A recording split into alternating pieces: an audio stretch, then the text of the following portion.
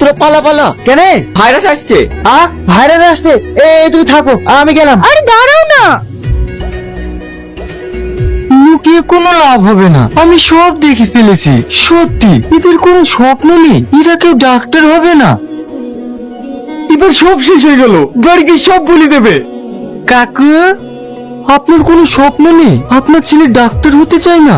আমার আব্বু আমাকে নিয়ে কত স্বপ্ন দেখে যে আমি ডাক্তার হব, আর আপনার ছেলে জঙ্গলে জঙ্গলে প্রেম করে বেড়াচ্ছে। ওদের কিচ্ছু হবে না।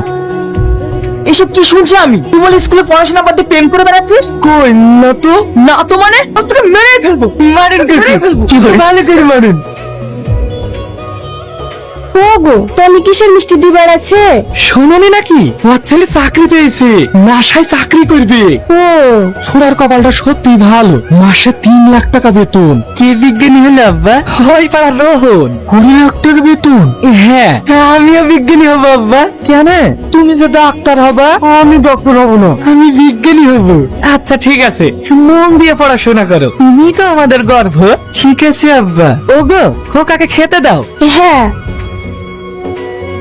পৃথিবী গোল, 3 ভাগ জল 1 ভাগ স্থল। চাঁদ পৃথিবীর উপর গ্রহ, আমাকে সেখানে যেতেই হবে। আহা, সত্যি এরকম একটা মানুষ যদি আমার কপালে জুটতো, যার স্বপ্ন হচ্ছে ডাক্তার হওয়া। আমি ডিসিশন চেঞ্জ করেছি, আমি ডাক্তার হব না, আমি বিজ্ঞানী হব।